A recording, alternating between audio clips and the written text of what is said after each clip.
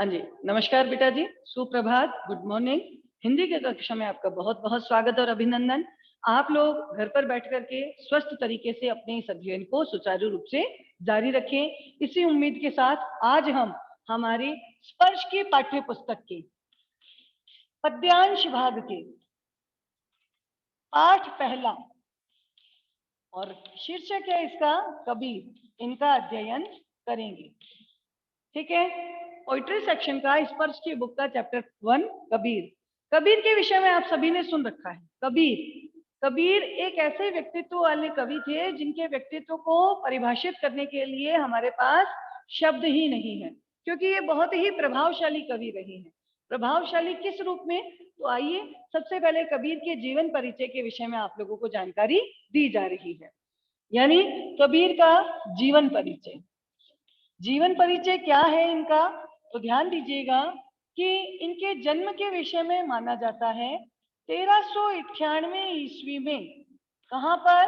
काशी में इनका जन्म हुआ।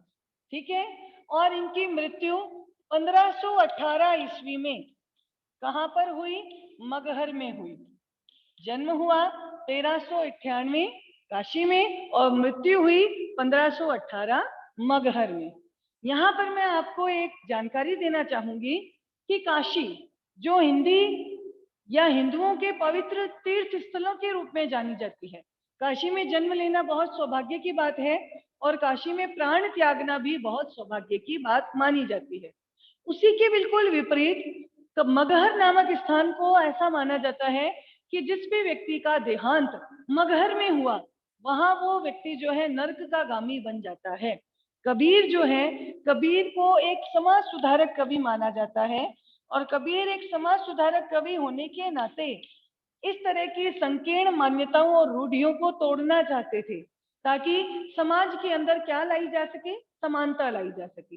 इसी समानता को वहां समाज के अंदर फलीभूत करने के लिए उन्होंने जीवन के अंत समय में मगहर जाने का निश्चय किया, ताकि वो लोगों की इस मान्यता का भी खंडन कर सके कि मगहर में जाने वाला व्यक्ति भी सीधा ईश्वर के द्वार की ओर ही जाता है, कहीं किसी दूसरे लोक का गामी नहीं बनता। ठीक है, कबीर जो है उनको लहरतारा तालाब में एक लकड़ी की टोकरी के अंदर जल की धारा में तैरते हुए किसने देखा? नीरू तथा नीमा, दो दंपत्ति ने देखा। नीरू और नीमा दंपत्ति का नाम आता है और ये दंपत्ति कैसे थे? ये जुलाहा संप्रदाय से संबंधित थे और जुलाहा संप्रदाय में भी ये दोनों क्या थे? निसंतान थे। ठीक है, यानी कबीर का जन्म होते ही उन्हें क्या कर दिया? त्याग दिया गया और त्यागते हुए उनको लहरतारा तालाब के अंदर एक लकड़ी से बनी टोकरी के अंदर डाल सुला करके और जल की धारा में प्रवाहित कर दिया। वहां जुलाहा संप्रदाय से संबंधित एक निसंतान दंपत्ति यानी पति पत्नी नीरू और नीमा ने उन्हें देखा और इन दोनों ने इस बालक का क्या कर लिया? अपने पास रख लिया और इसका भरण पोषण किया। अब कबीर भी क्या हुए? किस संप्रदाय से संबंधित हुए? जुलाहा संप्रदाय से ही संबंधित हुए। आपने पढ़ा था कि आपके 9th क्लास के अंदर रैदास के पदों में रैदास ने खुद ने बताया था, वहां 5 कवियों के नाम लिए थे, है ना? कबीर, सदना, सैन, है ना? इन सारे कवियों में कबीर का नाम भी आया, यानी जो निम्न जाति से संबंधित थे। ठीक है, अब कबीर का पालन पोषण इन दोनों ने किया। कबीर जैसे जैसे बड़े होने लगे, कबीर को लगा कि इस समाज में जातिगत भेदभाव बहुत ज्यादा है, यानी समाज के अंदर कई कुरीतियां थी और इन सामाजिक कुरीतियों में सबसे ज्यादा क्या थी? इन सामाजिक कुरीतियों में सबसे ज्यादा थी जातिगत भेदभाव, यानी जाति के नाम पर लोगों के साथ बहुत ज्यादा भेदभाव किया जाता है, उन्हें प्रताड़ित किया जाता है, शोषित किया जाता है, दमित किया जाता है। ठीक है, और इसके अलावा उन्होंने समाज के अंदर क्या देखा? कि उन्होंने देखा धर्म के नाम पर भी क्या किया जाता है? धर्म के नाम पर भी खूब दिखावा किया जाता है और इस धर्म के नाम पर होने वाले दिखावे को क्या नाम दिया? इसे नाम दिया गया धार्मिक बहाय आडंबर।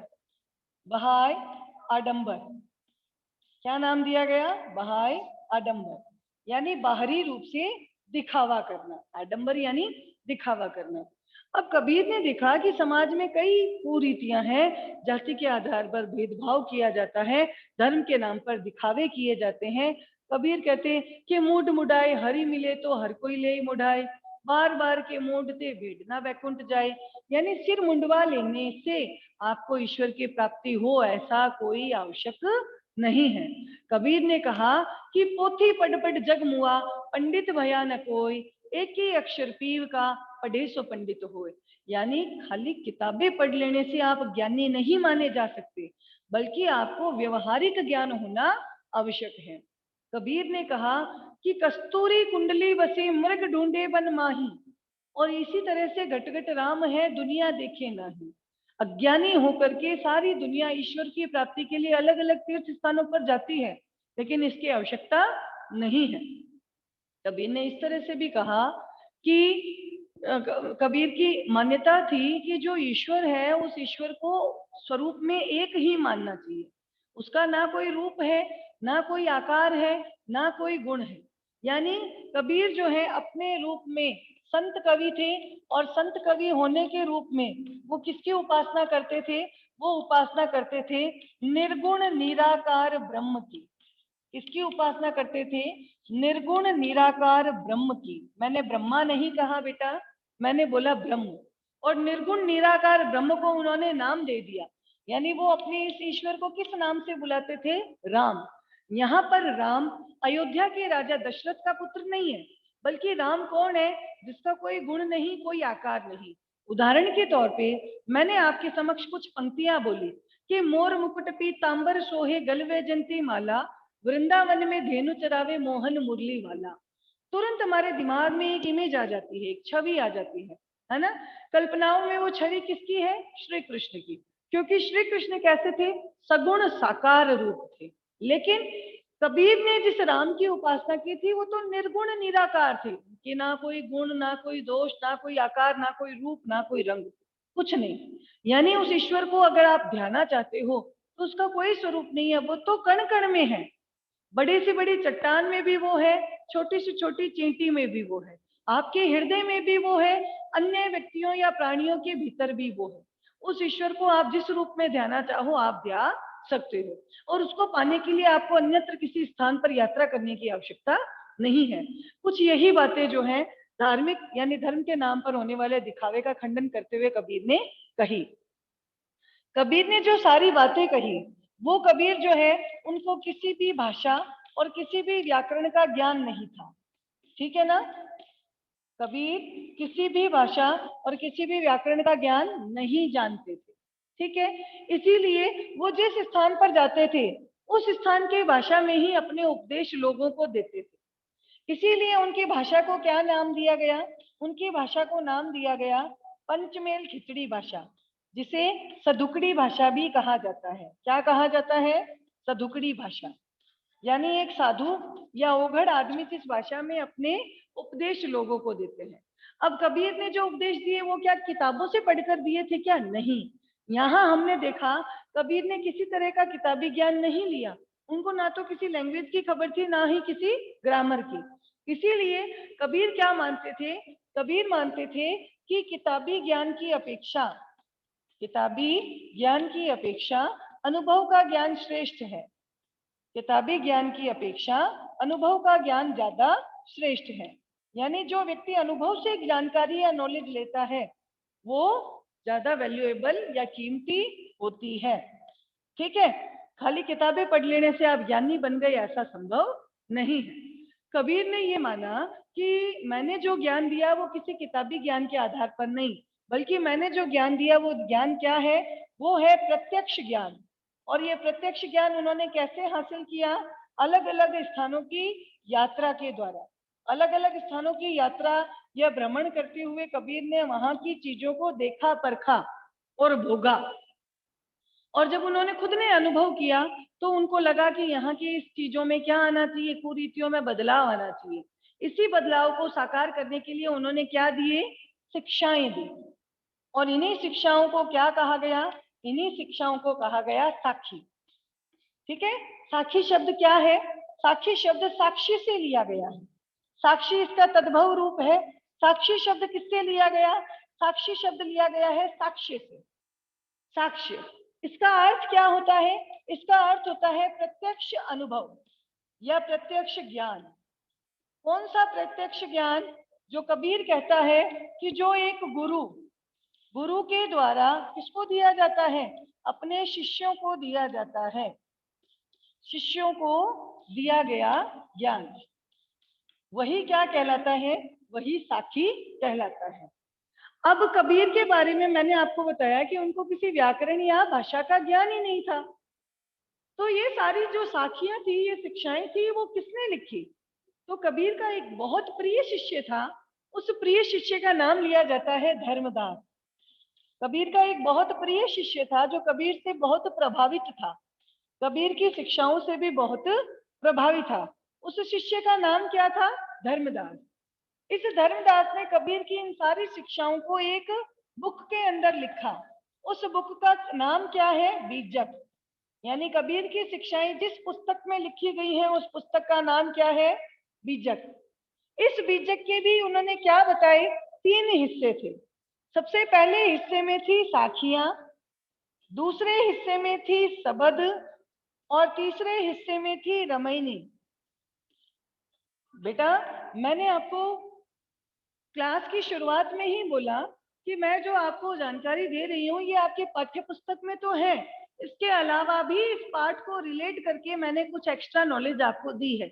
इसीलिए जब भी क्लास हो, आप अपनी पाठ्य पुस्तक के साथ पेन पेंसिल जरूर लेकर के बैठें और इन चीजों को नोट करते रहें, ताकि इन फ्यूचर अगर एग्जाम में इन सारी चीजों को पूछा जाए तो आप निशब्द नहीं रहे बल्कि उनके उत्तर दे सकें। तो मैंने बताया कि कबीर तो किसी चीज का, भाषा का या ग्रामर का नॉलेज नहीं रखते थे। भाषा और व्याकरण के प्रति अज्ञान होने के कारण कबीर ने अपने अनुभव जब लोगों के सामने साझा किए तो उनका एक शिष्य था जिसका नाम था धर्मदास। उन धर्मदास ने इन सारी बातों को किस पुस्तक में लिखा? जिसका नाम दिया बीजक। इस बीजक के क्या किए गए? 3 हिस्से किए गए, साखियां, सबद, रमैनी। साखियां हमारे पाठ्यक्रम में शामिल है, जिन्हें दोहा भी कहा गया है। दूसरे आते हैं सबद। सबद यानी पद, यानी वे पद जो कबीर ने ईश्वरीय भक्ति से संबंधित गाए हैं। इन पदों को बीजक नामक इस पुस्तक में धर्मदास ने लिख दिया। तीसरा आता है रमैनी। रमैनी में उन पदों को शामिल किया गया है जिसमें कबीर ये मानते हैं कि जो शरीर के भीतर आत्मा है वो क्या है? ईश्वर परमात्मा का ही अंश है। जब ये शरीर नष्ट हो जाएगा तो ये आत्मा किसमें विलीन होगी? उसी परमात्मा में विलीन हो जाएगी, है ना? इसको उन्होंने एक दोहे से भी बताया। ध्यान दीजिएगा बेटा, मैं एक दोहा बता रही हूँ कि मानो ये क्या है? ये एक घड़ा है। इस घड़े के भीतर क्या है? जल है। और ये घड़ा भी किसमें है? नदी के जल में है। ठीक है? जब ये घड़ा फूट जाएगा, यानी घड़ा नष्ट हो जाएगा, तो घड़े का जल क्या होएगा? इस नदी के जल में शामिल हो जाएगा, है ना? मैंने क्या कहा कि कुंभ में जल, जल में कुंभ, बाहर भीतर पानी, फूटा कुंभ, जल जल ही समाना। कि घड़े का जो जल है वो नदी के जल में शामिल हो जाएगा। यही तथ्य कहियो ज्ञानी। यानी कुंभ में जल और जल में कुंभ, बाहर भीतर पानी, फूटा कुंभ, जल जल ही समाना, यही तथ्य कहियो ज्ञानी। यानी जो कुछ है वो एक ही है, दो कुछ भी नहीं है।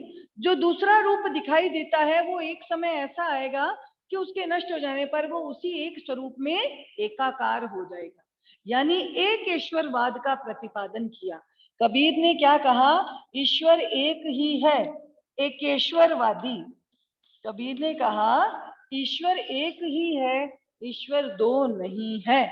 जो कुछ है वो एक ही है, और इस एक की जहां से शुरुआत हुई है वो सब कुछ तहस नहस होकर वापस इसी एक में ही मिल जाना है। इस तरह कबीर ने धर्म के नाम पर होने वाले पाखंडों का या सामाजिक कुरीतियों का विरोध किया, और इसी कारण वो जो कबीर हैं वो समाज में सुधार लाना चाहते थे। इसीलिए कबीर को समाज सुधारक कवि कहा जाता है। क्या कहा जाता है? समाज सुधारक कवि। कबीर जो है अपनी शिक्षाओं के माध्यम से पूरे समाज में एक क्रांति का दर्शन करते थे। क्रांति, रिवॉल्यूशन या बदलाव, एक बदलाव देखना चाहते थे। इसीलिए इस कवि को क्रांतिदर्शी कवि भी कहा जाता है। क्या नाम दिया गया? क्रांतिदर्शी कवि भी कहा जाता है। कबीर ने भाषा या व्याकरण का कोई किताबी ज्ञान नहीं लिया था। इसीलिए कबीर जो है अपनी ही भाषा में अपने उपदेशों को लोगों तक पहुंचाने का प्रयास करते थे। इसीलिए इनको वाणी का डिक्टेटर, वाणी का डिक्टेटर भी कहा जाता है। यानी भाषा का कौन है? तानाशाह, जो भाषा या व्याकरण के संबंध में किन्हीं भी नियमों को नहीं मानता। इसीलिए कबीर ने वहां की स्थानीय भाषा में, जिसमें पंजाबी, खड़ी बोली, अवधी, राजस्थानी आदि भाषाएं शामिल थी, इन्हीं भाषाओं में लोगों के समक्ष अपने उपदेश रखे। इसीलिए कबीर की भाषा कौन सी है? कबीर की भाषा है पंचमेल खिचड़ी भाषा। क्या कहा गया? पंचमेल खिचड़ी भाषा, जिसे सदुकड़ी भाषा भी कहा जाता है। मैंने फिर बताया आपको कि इसमें खड़ी बोली हिंदी, पंजाबी, राजस्थानी, अवधी और एक स्थान विशेष की भाषा जो शामिल हो जाती थी। तो 5 भाषाओं का मेल होने की वजह से इसे पंचमेल खिचड़ी भाषा या साधु आदमी के मुख से निकली हुई भाषा होने के कारण इसको सदुकड़ी भाषा भी कहा जाता है। ठीक है। और इस तरह से कबीर ने जो है इन सारी सामाजिक कुरीतियों को तोड़ने का प्रयास किया और हमारे समक्ष आज भी 13वीं सदी की ये रचनाएं आज भी हमारी 21वीं सदी में कुछ सुधार लाना चाहती हैं।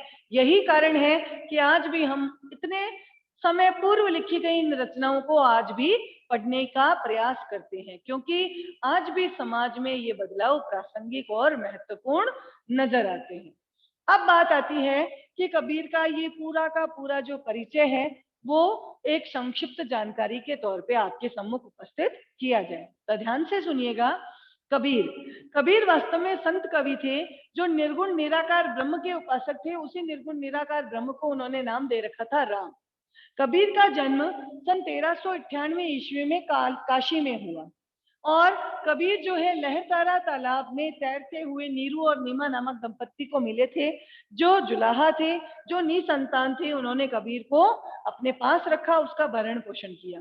जैसे जैसे कबीर बड़े होते गए तो उनको जो है सामाजिक कुरीतियों का सामना करना पड़ा। उनको लगा कि समाज के अंदर जातिगत भेदभाव बहुत ज्यादा है और इसी जातिगत भेदभाव के कारण कई लोगों के प्रति बहुत ही अमानवीयपूर्ण बर्ताव हो रहे हैं। धर्म के नाम पर भी लोगों को बरगलाया जाता है, भड़काया जाता है और धर्म के नाम पर बाहरी दिखावे किए जाते हैं। छापा तिलक कर लेना, सिर मुंडवा लेना, बड़ी बड़ी किताबें पढ़ना, खूब अच्छे मंदिर देवरे बना लेना, मंदिर देवरों में चढ़ावे के नाम पर खूब अच्छा धन लूटना। तो कबीर ने कहा कि ईश्वर को पाने के लिए आपको किसी अन्यत्र स्थान पर जाने की आवश्यकता भी नहीं है। कबीर जो है वो संत या साधु आदमी थे, किसी भी भाषा या व्याकरण का उनको ज्ञान नहीं था। इसीलिए वो ये मानते थे कि मात्र किताबों के ज्ञान के बजाय व्यक्ति जो अनुभव से सीखता है वो ज्ञान ज्यादा श्रेष्ठ होता है। कबीर ने अपनी बात को लोगों के समक्ष रखने के लिए जिस भाषा का प्रयोग किया वो भाषा कहलाई पंचमेल खिचड़ी भाषा, जिसे सदुकड़ी भाषा भी कहते हैं। यानी अलग अलग स्थानों की यात्रा करते हुए कबीर ने जो जीवन के अनुभव प्राप्त किए थे, उन्हीं अनुभवों को अपनी शिक्षाओं के रूप में उन्हें एक गुरु के नाते अपने शिष्यों को दी। और इन्हीं शिक्षाओं को क्या कहा जाता है? साखी कहा जाता है। साखी का क्या अर्थ है? साखी का अर्थ है साक्षी, तद्भव रूप है साक्षी।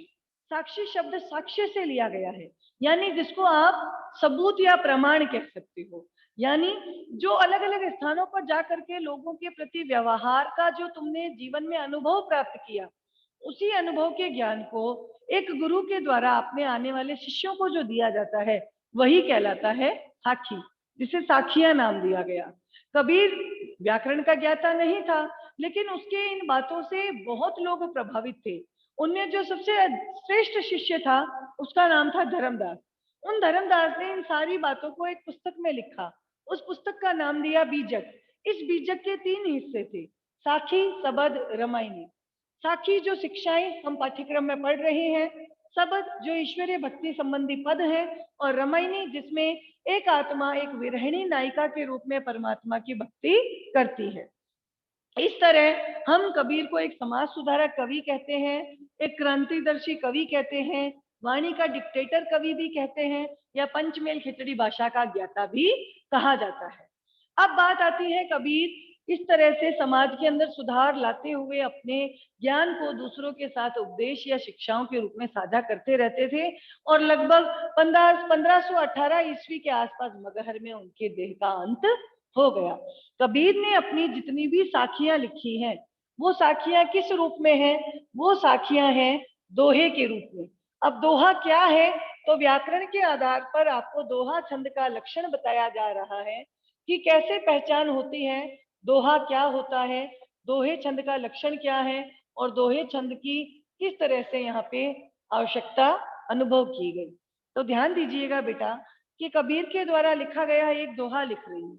मैंने लिखा, कबीर बोलते हैं, ऐसी बाणी बोलिए, ऐसी बाणी बोलिए, मन का आपा खोय, मन का आपा खोय, अपना तन शीतल करे, अपना तन शीतल करे, औरन को सुख होय, अपना तन शीतल करे, औरन को सुख होय। मैंने ये दोहा आपके समक्ष उपस्थित किया, जो आपके पाठ्य पुस्तक का प्रथम दोहा है और कबीर के द्वारा लिखित है ना। कबीर की ये चीजें किसमें है? दोहा छंद में है। अब बात आती है कि छंद क्या होता है।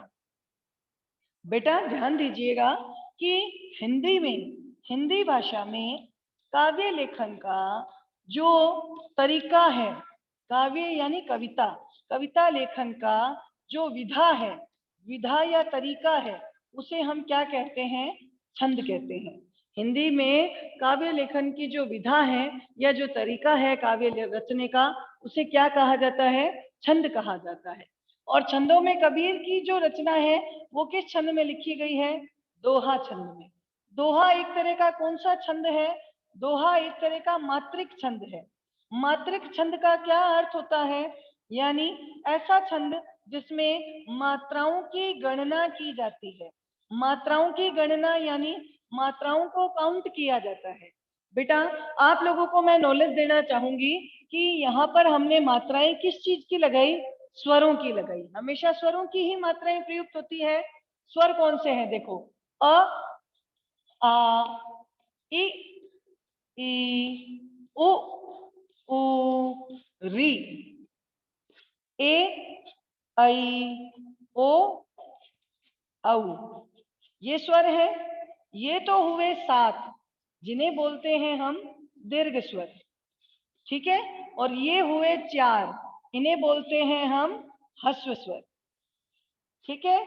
ह्रस्व स्वर की जो मात्रा होती है उसको इस रूप में काउंट करते हैं, यानी उनकी जो मार्किंग करने के लिए, उनकी काउंटिंग करने के लिए कौन सा डिजिट काम में लेते हैं? 1। और जो दीर्घ स्वर है, दीर्घ स्वरों को जब भी काउंट किया जाता है तो उनकी वैल्यू कितनी होती है? 2 के बराबर होती है। कितनी होती है? 2 के बराबर।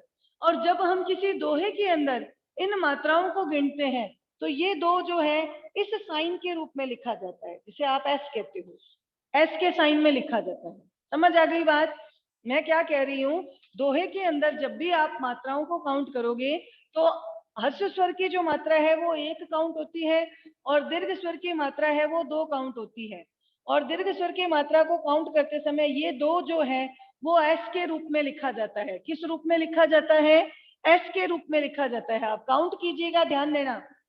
आई की मात्रा 2, बड़ी की मात्रा 2, आ की मात्रा 2, बड़ी की मात्रा 2, ओ की मात्रा 2, छोटी की मात्रा 1, ए की मात्रा 2, 2 4 6 8 10, 2 12 और 1 13, ठीक है। दोहा छंद क्या होता है? जिसमें 2 पंक्तियां होती हैं। 2 पंक्तियां हैं। पहली पंक्ति ऐसी वाणी बोलिए, मन का आपा खोए। दूसरी पंक्ति अपना तन शीतल करे, औरन को सुख होए। 2 पंक्तियां हैं। 2 पंक्तियों में 4 चरण हैं। कौन सा चरण? ऐसी वाणी बोलिए, कौमा, यानी ये पहला चरण हो गया।